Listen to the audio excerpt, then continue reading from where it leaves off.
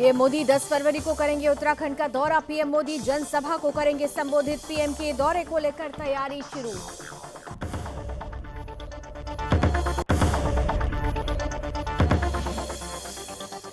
JP Nadda 9 फरवरी को फिर से उत्तराखंड में भरेंगे हुंकार। केदारनाथ विधानसभा में जनसभा को करेंगे संबोधित। करेंगे आम जनता से बीजेपी के पक्ष में वोट की अपील।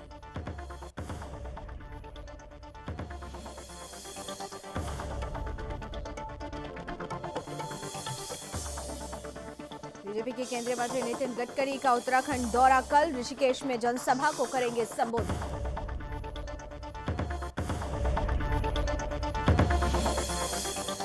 और पीएम मोदी उत्तराखंड में वर्चुअल रैली के माध्यम से उधम सिंह नगर और नैनीताल में लोगों को किया संबोधित। पीएम मोदी ने बीजेपी के विकास कार्यों का खाका खींचा।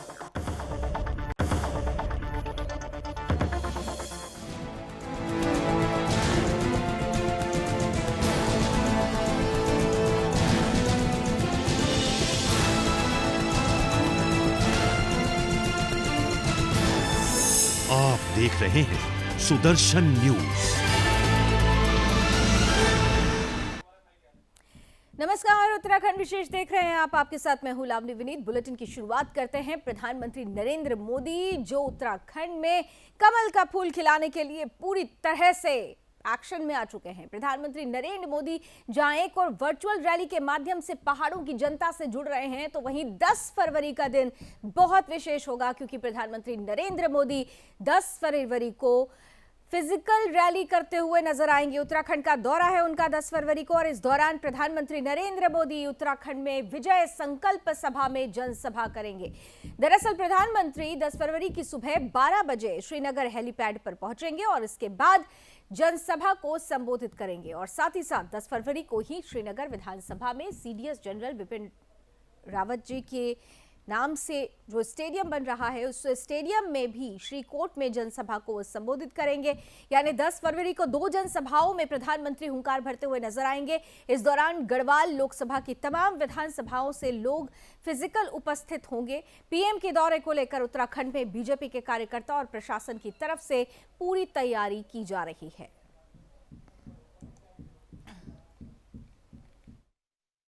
के साथ अपनी बात समाप्त करता हूं। और आइए सीधे रुक करते हैं। ब्यूरो चीफ कृष्णा कुमार इस वक्त जुड़ रहे हैं ज्यादा जानकारी के साथ। कृष्णा, प्रधानमंत्री नरेंद्र मोदी अभी तक तो वर्चुअली ही जुड़ रहे थे उत्तराखंड की जनता से, वहां बीजेपी के कार्यकर्ताओं से, लेकिन अब जब 10 फरवरी का दिन होगा, जब यहां पर प्रधानमंत्री फिजिकल रैली करेंगे, हुंकार भरते हुए नजर आएंगे, कितना तैयार है उत्तराखंड प्रधानमंत्री नरेंद्र मोदी के इस दौरे को लेकर? बिल्कुल लावनी, देखिए उत्तराखंड में भाजपा कार्यकर्ताओं ने और भाजपा पार्टी ने पूरी तैयारियां नरेंद्र मोदी के आने की कर ली है, क्योंकि काफ़ी दिनों से कयास लगाए जा रहे थे कि प्रधानमंत्री नरेंद्र मोदी की रैली जो है वो 5 लोकसभा में फिजिकल होगी। लेकिन अब चुनाव प्रचार के अंतिम चरणों में फाइनली प्रधानमंत्री की उत्तराखंड में 2 जनसभाएं तय हो चुकी है। प्रधानमंत्री 10 फरवरी को सबसे पहले श्रीनगर में भाजपा से प्रत्याशी डॉक्टर धन सिंह रावत के समर्थन में जनसभा को संबोधित करेंगे और आम जनता से वोट मांगने की अपील करेंगे। जिसके बाद वे अल्मोड़ा में भी जनसभा को संबोधित करेंगे, जिसके लिए देखिए तैयारियां भाजपा की तरफ से करी जा रही है। एक तरफ हम कह सकते हैं कि तैयारियां पूरी भी कर ली गई है। जो बची हुई शेष तैयारियां हैं उनके आने को लेकर वो अब बची हुई है, जिसको लेकर अभी तैयारियां जो है उनके लिए जारी। लेकिन उत्साहित इससे भाजपा के कार्यकर्ता है, आम जनता भी सभी उत्साहित दिख रही है, क्योंकि प्रधानमंत्री नरेंद्र मोदी उत्तराखंड में 2 जनसभा को संबोधित करेंगे, जिसके लिए तैयारियां पूरी की जा रही है। आम जनता में भी काफ़ी उत्साह है, क्योंकि पिछली बार भी हमने देखा था देहरादून और कुमाऊं में जिस तरीके से प्रधानमंत्री की रैली हुई थी, उन्होंने भारी जनसभा को संबोधित किया था और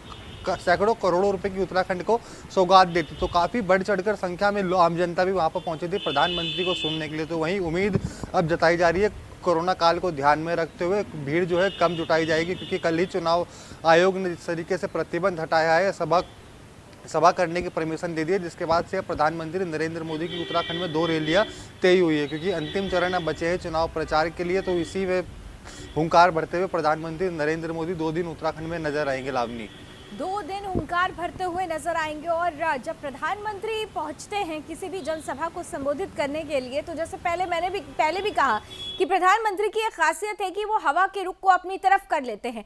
इस बार हमने देखा कि राहुल गांधी ने अपनी उपस्थिति वहां दर्ज कराई। जब हरिद्वार पहुंचते हैं, हिंदू और हिंदुत्व की झंडा बरदारी करने के लिए वो आरती में भी शामिल होने की बात करते हैं।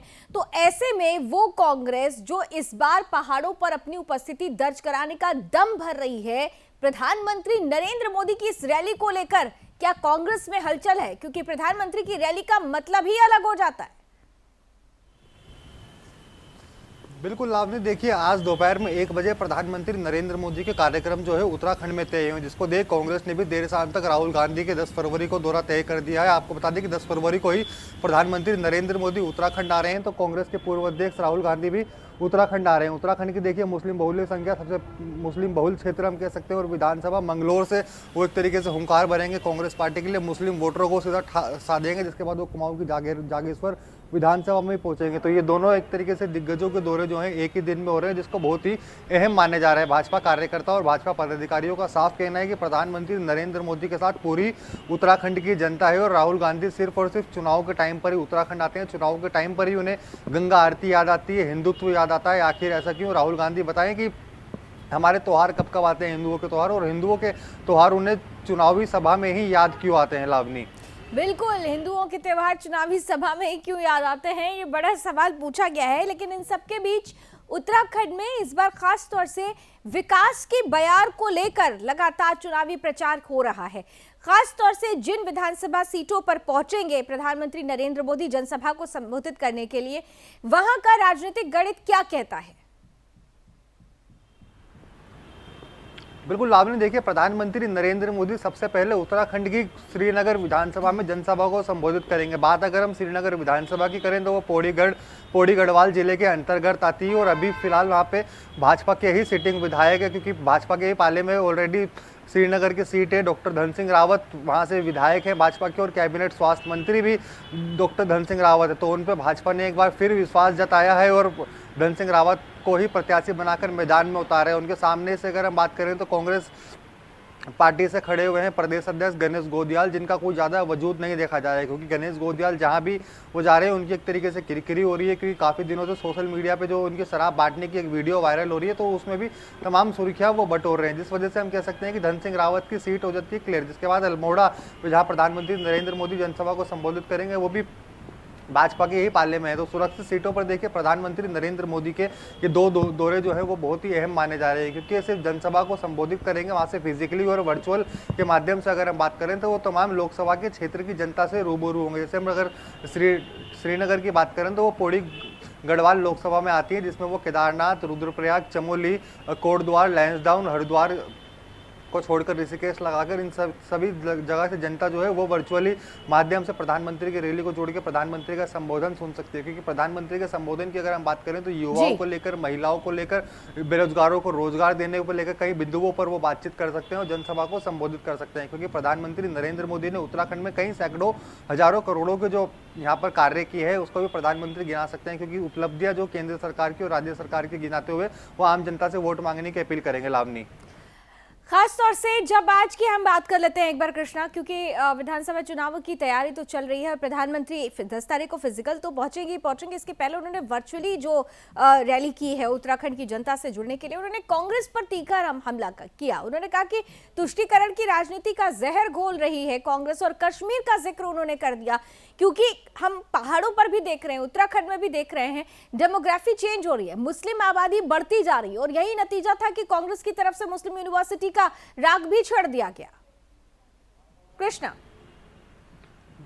बिल्कुल लावनी, देखिए कांग्रेस पार्टी द्वारा मुस्लिम यूनिवर्सिटी की बातें और दावे इन दिनों सोशल मीडिया पर सुर्खियों में बनी हुई है। कांग्रेस की तमाम पूरे प्रदेश में एक तरीके से किरकिरी हो रही है। कल प्रधानमंत्री ने वर्चुअली अपने रैली की शुरुआत करी हरिद्वार से। हरिद्वार की जनता को उन्होंने संबोधित करते हुए कहा कि कांग्रेस सिर्फ तुष्टीकरण की राजनीति करती है, चुनाव से पहले उन्हें मुस्लिम एक तरीके से ध्यान आते हैं और उन्हीं के वोट साधने के लिए तमाम वो प्रयास करती है। 2017 से पहले हमने देखा था जुम्मे की छुट्टी दी थी, अब मुस्लिम यूनिवर्सिटी की एक तरीके से फरमान कांग्रेस लेकर आई है तो कितना अहम साबित होगा, क्योंकि प्रधानमंत्री नरेंद्र मोदी ने साफ कहा है कि केंद्र और राज्य सरकार द्वारा जितने भी उत्तराखंड में विकास के लिए कार्य किए गए हैं, कांग्रेस उन सबको भूल जाती है, उन सब में किसी के साथ नहीं देती है और अब अपनी सरकार बनाने के लिए, मुस्लिम वोटर को लुभाने के लिए सिर्फ तुष्टीकरण की तुष्टीकरण की राजनीति पर एक बड़ा हमला प्रधानमंत्री ने किया और स्पष्ट रूप से डबल इंजन की सरकार का जितना फायदा हो सकता है जनता को, उसका जिक्र वो करते हुए नजर आए। कुल मिलाकर अगर देखें तो तमाम जो बड़े चेहरे हैं भारतीय जनता पार्टी के, उन्होंने उत्तराखंड में अभियान में, प्रचार में पूरी ताकत झोंक दी है।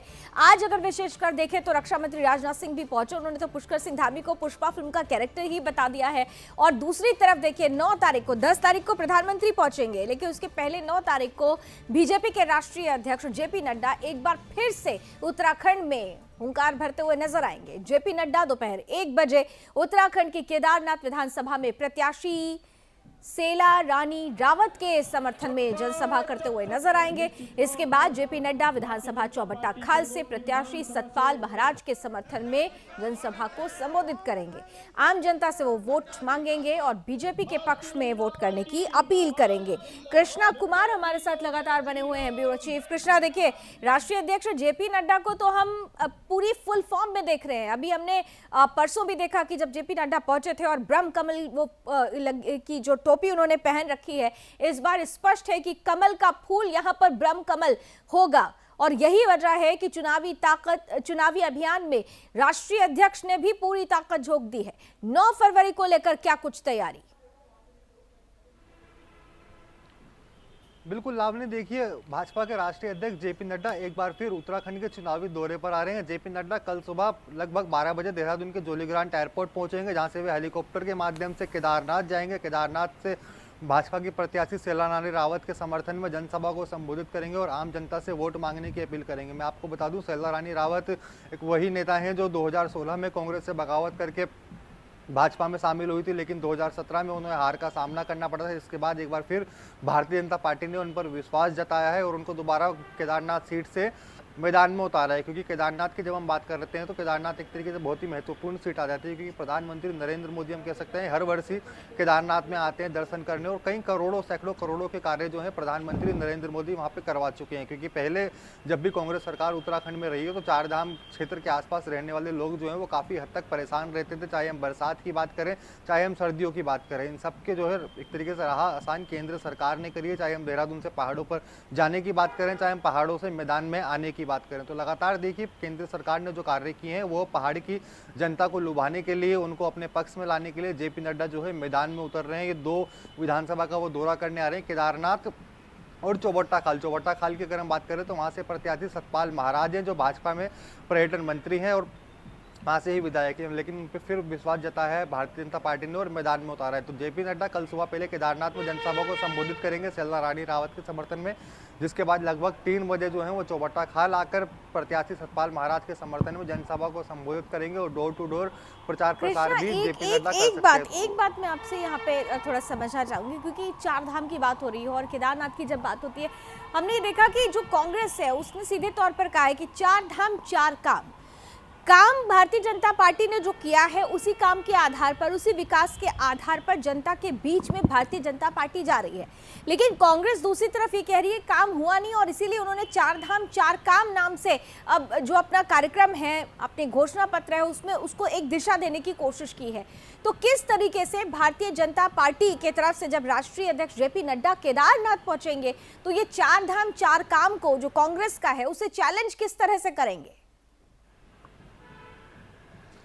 बिल्कुल, देखिए लावनी, अगर हम कांग्रेस की 4 धाम 4 काम की बात करें तो उसकी पोल जो है कुछ दिनों पहले खुल गई है, जब कांग्रेस के उपाध्यक्ष मुस्लिम यूनिवर्सिटी का फरमान एक तरीके जारी करते हैं और कहते हैं कि हमारे प्रदेश प्रभारी देवेंद्र यादव और पूर्व मुख्यमंत्री हरीश रावत ने भी हामी भर दी है कि प्रदेश में अगर कांग्रेस सरकार बनेगी तो यहाँ पर मुस्लिम यूनिवर्सिटी बनेगी। तो जाहिर सी बात है कि कांग्रेस के 4 धाम 4 काम एक अलग दिखाई देते हैं और जो कांग्रेस तुष्टीकरण की राजनीति कर रही है वो अलग दिखाई दे रही है। क्योंकि कुछ दिनों पहले मुख्यमंत्री पुष्कर सिंह धामी ने भी साफ साफ कहा है कि कांग्रेस जो 4 धाम 4 काम के नारे के साथ उत्तराखंड में आना चाहती है। उसका एक ही बहाना है कि उत्तराखंड में मुस्लिम बसाने हैं, मस्जिद, मदरसे और मुस्लिम यूनिवर्सिटी जो है वो नई नई जगह पर बनानी है। तो ऐसे में देखिए कांग्रेस पर कोई भी भरोसा जताते हुए नहीं दिख रहा है, क्योंकि मुस्लिम तुष्टीकरण की राजनीति जो है वो कांग्रेस की इन दिनों जो है पूरे देश तो मुस्लिम विदेश में तुष्टीकरण की राजनीति कांग्रेस करती हुई नजर आ रही है और उसी पर प्रहार करती हुई भारतीय जनता पार्टी नजर आ रही है। भारतीय जनता पार्टी के तमाम बड़े चेहरे जो स्टार प्रचारकों में बने हुए हैं, उनका दौरा लगातार उत्तराखंड की तरफ हो रहा है। भारतीय जनता पार्टी के पक्ष में वोट की अपील की जा रही है और इसी कड़ी में खासतौर से बीजेपी के केंद्रीय मंत्री नितिन गडकरी भी उत्तराखंड का दौरा करने वाले हैं। उत्तराखंड में भारतीय जनता पार्टी का कल घोषणा पत्र जारी किया जाएगा और इसके बाद केंद्रीय मंत्री नितिन गडकरी कल दोपहर 3 बजे ऋषिकेश पहुंचकर ऋषिकेश से प्रत्याशी प्रेमचंद अग्रवाल के समर्थन में जनसभा को संबोधित करेंगे। कृष्णा, उत्तर प्रदेश में संकल्प पत्र जारी, बारी अब उत्तराखंड की और केंद्रीय मंत्री नितिन गडकरी भी उस दौरान मौजूद रहेंगे। बिल्कुल लावनी, देखिए अब चुनाव प्रचार के लिए और मतदान के लिए काफ़ी कम समय रह गया है। 14 फरवरी को मतदान होना है। बीजेपी उससे पहले ही अपना दृष्टि पत्र जारी कर रही है। दृष्टि पत्र जारी करने के लिए कल केंद्रीय सड़क और परिवहन मंत्री नितिन गडकरी देहरादून आ रहे हैं। वो अपने तय कार्यक्रम के अनुसार 12 बजे देहरादून के एक निजी होटल में भाजपा का दृष्टि पत्र जारी करेंगे। दृष्टि पत्र की अगर हम बात करें तो वो पूर्व केंद्रीय शिक्षा मंत्री रमेश पोखरियाल निशंक के नेतृत्व में बनाया गया है, जिसमें आम जनता से भी सुझाव मांगे गए थे। दृष्टि पत्र के लिए भारतीय जनता पार्टी को उत्तराखंड में हजारों सुझाव मिले हैं, जिसको ध्यान में रखते हुए एक दृष्टि पत्र तैयार किया गया। अगर हम पहली जानकारी के अनुसार आपको बताएं, दृष्टि पत्र में खासकर भाजपा ने कहा है कि ये आम जनता का एक तरीके से मैनिफेस्टो होगा, आम जनता का दृष्टि पत्र होगा। इस दृष्टि पत्र में अगर हम बात करें तो महिलाओं पे, बेरोजगारों को रोजगार देने के लिए शिक्षा, सड़क, पानी, बिजली की भी बात उसमें रखी जाएगी और साफ तौर पर हर एक वर्ग का बीजेपी के मैनिफेस्टो में ध्यान रखा जाएगा। यही जो है अब से कुछ देर पहले भाजपा के प्रदेश प्रवक्ता सुरेश जोशी ने भी प्रेस वार्ता कर जानकारी दी है कि हमारा जो मैनिफेस्टो आएगा वो आम जनता का मैनिफेस्टो होगा। अगले आने वाले 5 सालों में भारतीय जनता पार्टी उत्तराखंड में क्या कार्य करेगी वो दिखाने के लिए मैनिफेस्टो होगा, क्योंकि 2017 में जो मैनिफेस्टो भारतीय जनता पार्टी ने दिखाया था सुरेश जोशी के अनुसार, वे सभी कार्य जो हैं उत्तराखंड में पूरे हो चुके हैं कि अब नए काम जो है भारतीय जनता पार्टी लेके आएगी। बेरोजगारों को रोजगार देने के लिए, स्वरोजगार देने के लिए, महिलाओं के लिए का भी उस दृष्टि पत्र में खासा ध्यान रखा गया है। विधवाओं की पेंशन जो है वो बढ़ाने की भी उसमें बातें कहीं ना कहीं देखी जा रही है। 4 धाम को लेकर और आगे विकास कार्यों को लेकर क्या क्या कार्य किया जाना है, ये सब उस दृष्टि पत्र में होगा। अब इंतजार उत्तराखंड की जनता भी जो काफी समय से कर रही थी बीजेपी के मैनिफेस्टो का, क्योंकि आम आदमी पार्टी और कांग्रेस पार्टी जो है कुछ दिनों पहले अपने मैनिफेस्टो जारी कर ली थी, क्योंकि फिर जिस पे निगाहें जो टिकी हुई थी वो भारतीय जनता पार्टी पे, वो कल 12 बजे तक इंतजार सब कर रहे हैं कि बीजेपी के मैनिफेस्टो में आखिर ऐसा क्या होगा जो कांग्रेस और आम आदमी पार्टी का मैनिफेस्टो पछाड़ते हुए सत्ता में दोबारा काबिज हो पाएगी। लावनी, चलिए, बहुत बहुत शुक्रिया हमारे साथ जुड़ने के लिए कृष्णा, ये पूरी जानकारी हम तक साझा करने के लिए। तो भारतीय जनता पार्टी तैयार है दृष्टि पत्र के साथ, जो इसको घोषणा पत्र को दृष्टि पत्र का नाम दिया गया है। उत्तराखंड में जो खास तौर से विकास की दृष्टि है उसे परिलक्षित करने के लिए दृष्टि पत्र तैयार किया गया है। क्या कुछ खास होगा, किस तरीके से ये विपक्षियों पर भारी पड़ेगा, इस पर नजर बनी रहेगी। लेकिन इन सब के बीच क्योंकि विधानसभा है इसलिए तैयारियां भी जोर शोर से चल रही है। प्रधानमंत्री नरेंद्र मोदी उत्तराखंड में वर्चुअल रैली के माध्यम से उधम सिंह नगर और नैनीताल में संबोधन देते हुए नजर आए। इसका जिक्र भी थोड़ी देर पहले कृष्णा ने किया भी था। इस दौरान पीएम मोदी ने बीजेपी के विकास कार्यों के बारे में बताया और साथ ही पीएम मोदी ने लोगों से वोट की अपील की। दरअसल उत्तराखंड में 14 फरवरी को विधानसभा चुनाव होने हैं, जिसके लिए सभी पार्टियों ने अपनी अपनी तरफ से जनता को पूरी तरह लुभाने का कार्यक्रम शुरू कर दिया है। दिलचस्प होगा कि जनता का दिल किसके लिए धड़केगा। नहीं देना है, बरसों तक ये परियोजनाओं को लटका कर रखेंगे ताकि लंबे अरसे तक उसमें से ये दोहन करके अपना जेब भर सके। आज इनके इन 4 कामों का पूरा कच्चा चिट्ठा मैं आपके लेकर के आपके पास आया हूं। भाइयों बहनों, मैं किसी की आलोचना करने के लिए नहीं बोल रहा हूं। उत्तराखंड की धरती से मेरा एक विशेष नाता है, आप लोगों से मेरा विशेष नाता रहा है, याद आ रहा है। रहने वाले लोगों के लिए रेल एक बहुत बड़ी इधर बीजेपी के प्रदेश प्रवक्ता ने प्रेस कॉन्फ्रेंस की। इस दौरान बीजेपी प्रवक्ता ने कहा कि हम विकास के नाम पर जनता का विश्वास चाहते हैं। साथ ही उन्होंने कहा कि आगे भी जनता के विश्वास पर बीजेपी की सरकार बनेगी। इस दौरान उन्होंने कांग्रेस पर जमकर निशाना साधा। कहा कि कांग्रेस का हर बड़ा नेता प्रेस कॉन्फ्रेंस में उन्हें अपने कार्यकाल की जानकारी देना चाहिए। इतना ही नहीं, उन्होंने हरीश रावत पर भी जमकर निशाना साधा। उन्होंने कहा कि हरीश रावत ने सबके सामने एक विषय रखा कि कांग्रेस विकास करेगी, लेकिन अचानक तुष्टीकरण की नीति पर चली गई। साथ ही मुस्लिम यूनिवर्सिटी, मस्जिद जैसी चीजों को बनाने के दावे किए जाने लगे। इतना ही नहीं, उन्होंने कहा कि क्या कांग्रेस चार धाम में कोई मस्जिद मदरसा बनाएगी। हरीश रावत को अब राजनीति से संन्यास ले लेना चाहिए। मुद्दों का उत्तराखंड वर्ष प्रदेश के अंदर वैसे सरकार चलाई, हमने एक एक पाई का हिसाब आपके माध्यम से उनके सामने रखा। परिस्थिति का ज्ञान नहीं, वो मुद्दा विहीन नेगेटिव पॉलिटिक्स और जिन मुद्दों का उत्तराखंड से सरोकार नहीं होना चाहिए, ऐसे मुद्दों को लेकर आगे बढ़ने का प्रयास। इधर बाजपुर में दिव्यांग और बुजुर्ग मतदाताओं को सुविधा देने के उद्देश्य से निर्वाचन आयोग की तरफ से पोस्टल बैलेट के माध्यम से मतदान प्रक्रिया शुरू कराई गई है। जहां बाजपुर के बरहनी निवासी बुजुर्ग महिला ने पोस्टल बैलेट के माध्यम से अपने मत का प्रयोग किया। पोस्टल बैलेट मतदान के दौरान पुलिस प्रशासन भी मुस्तैद रहा। बुजुर्ग और दिव्यांग मतदाताओं को मतदान स्थल पर होने वाली परेशानियों को संज्ञान में रखकर इस बार विधानसभा चुनावों में निर्वाचन आयोग ने बुजुर्ग और दिव्यांग मतदाताओं के घरों से पोस्टल बैलेट के माध्यम से मतदान की सुविधा उपलब्ध कराने के निर्देश दिए थे। इसी के चलते बाजपुर विधानसभा क्षेत्र में निर्वाचन आयोग के निर्देश पर पोलिंग पार्टी बाजपुर के ग्राम बरहनी पहुंची, जहां 92 वर्षीय महिला ने पोस्टल बैलेट से अपना वोट देकर अपने मत का प्रयोग किया। इस बीच उन्होंने कहा कि अपने क्षेत्र और प्रदेश के विकास के लिए अपने मत का प्रयोग किया है। साथ ही उन्होंने कहा कि निर्वाचन आयोग ने जो व्यवस्था शुरू की है वो बहुत अच्छी है। मजिस्ट्रेट डॉक्टर कुमार विमल ने कहा कि निर्वाचन आयोग की तरफ से जो व्यवस्था शुरू की गई है, इससे मतदान स्थल पर बुजुर्ग और दिव्यांग मतदाताओं को होने वाली परेशानियों से निजात मिलेगी। उत्तराखंड में 14 फरवरी को विधानसभा चुनाव होने हैं और इसके लिए चुनाव आयोग की तरफ से संपूर्ण व्यवस्था की गई है। अच्छा लगा बेटा, मेरा घर पर आवे वोट डाला तो मुझे अच्छा लगा, बहुत अच्छा लगा बेटा। मेरे घर पर आ गए, मैंने वोट डाल दी, अच्छा लगा। सरकार अच्छी होगी, जो काम करे अच्छी। आपको बताना चाहूँगा कि ये हमारे निर्वाचन आयोग की बहुत अच्छी पहल है और उन्होंने हमारे दिव्यांग मतदाता और बुजुर्ग मतदाता 80 प्लस के उम्र के जो मतदाता हैं उनके लिए पहली बार व्यवस्था करी है कि आप लोगों को जो बूथ पे परेशानी होती थी, तो आपका ध्यान रखते हुए तो इस बार क्या उनको वोट घर पे वोट डलवाया जा रहा है और उनकी स्वेच्छा से उन लोगों को दोनों ही प्रकार की सुविधा दी गई हैं। यदि वो बूथ पे जाके वोट डालना चाहें तो बूथ पे डाल सकते हैं और घर पे डालना चाहें तो घर पे। जिन भी मतदाताओं ने पूर्व में हमारे द्वारा अपनी स्वीकृति दी थी कि हम घर से वोट डालेंगे, उनका आज घर पे जाके वोट डलवाया जा रहा है। ये दो प्रकार के मतदाता हैं यहाँ पे, हमारे कुछ दिव्यांग मतदाता हैं और कुछ। इधर विधानसभा चुनाव 14 फरवरी को होने हैं और इसके लिए सभी पार्टियों की तरफ से तैयारियां शुरू हो गई हैं। इसी कड़ी में भाजपा के स्टार प्रचारक, नैनीताल सांसद और केंद्रीय रक्षा राज्य मंत्री अजय भट्ट नानकमत्ता पहुंचे, जहां लोगों ने उनका जोरदार स्वागत किया।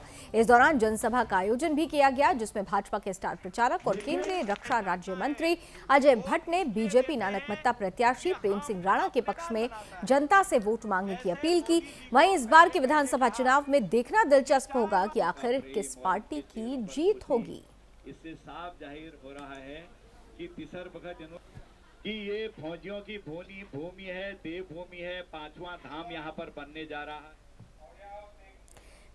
श्रीनगर गढ़वाल में बीजेपी के स्टार प्रचारक मध्य प्रदेश के सीएम शिवराज सिंह चौहान पहुंचे। यहां उन्होंने स्थानीय लोगों से मुलाकात की, जहां पर लोगों ने उनका जोरदार स्वागत किया और इस दौरान श्रीनगर रोड शो में उन्होंने हिस्सा भी लिया। इस बीच बीजेपी के समर्थक मौजूद रहे। इस दौरान श्रीनगर विधानसभा से भाजपा प्रत्याशी और कैबिनेट मंत्री धन सिंह रावत के लिए लोगों से वोट देने की अपील की। इसके बाद सीएम शिवराज सिंह चौहान ने भाजपा कार्यकर्ताओं द्वारा आयोजित एक बैठक में भी हिस्सा लिया। यहां उन्होंने कार्यकर्ताओं से कहा कि वोटिंग के लिए 7 दिन का समय ही शेष है। उन्होंने कहा कि सभी लोग अपने मत का प्रयोग जरूर करें, साथ ही इस बार के विधानसभा चुनाव में बीजेपी को वोट दें। इतना ही नहीं, उन्होंने कहा कि इस बार प्रदेश को फिर से पुष्कर सिंह धामी की सरकार प्रदेश में बनने जा रही है। क्या कांग्रेस को देश को सांप्रदायिकता की आग में झोंकना चाहते?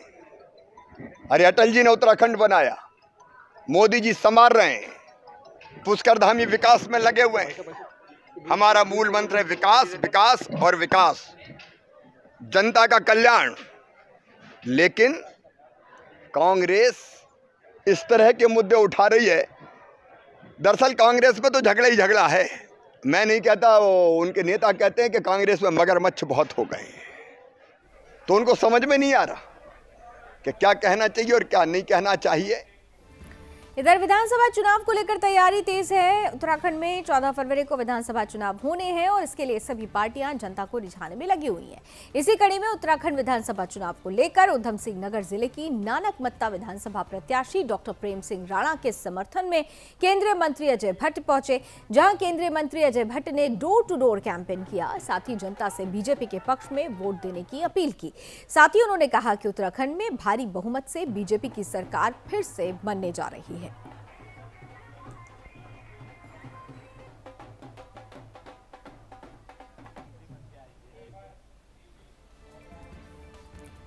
बीजेपी के राष्ट्रीय अध्यक्ष जेपी नड्डा जनपद पिथौरागढ़ का दौरा करने पहुंचे, जहां बीजेपी कार्यकर्ताओं और स्थानीय लोगों ने उनका जोरदार स्वागत किया।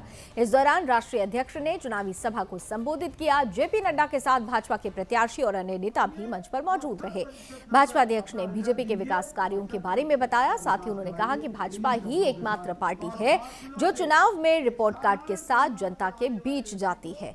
उन्होंने जनसभा में बोलते हुए कहा कि भारतीय जनता पार्टी की जीत ही उत्तराखंड को आगे ले जा सकती है। जेपी नड्डा ने पिथौरागढ़ की चारों विधानसभा पर जनता से भाजपा के लिए वोट देने की भी अपील की और कहा कि जनमानस के काम आने वाले लोगों को आगे बढ़ाना चाहिए। अगर ऐसा होगा तो सीमांत जनपद में 100% विकास होगा। विधानसभा में भेजिए, पिथौरागढ़ की तस्वीर बदलिए। ऐसे लोग जो वोट के लिए हर कुछ करते हो, बिना विचार लेकर के काम में जुटते हो, देश की सेवा के लिए बातें करते हो लेकिन उसको पूरा ना करते हो, ऐसे लोगों को घर पे बिठाना आपका काम है और यहाँ बैठे लोगों को काम देना आपका काम है। ये आपसे मैं निवेदन करने आया हूँ। इसलिए मित्रों, मैं आपसे सिर्फ एक ही बात अंत में कहूंगा कि आप हमारे चंद्रकांता बहन जी को, आप चंद्रापंत जी को आप विजय हासिल कराइए, आप विशन सिंह चुफाल जी को विजय हासिल कराइए, और फकीर राम टामटा जी को गंगोली घाट से हाथ से आप सफल। और चलिए इसी के साथ उत्तराखंड विशेष में अभी बस इतना ही, लेकिन देश और दुनिया की तमाम खबरों के लिए आप जुड़े रहिए सुदर्शन न्यूज के साथ। जय हिंद।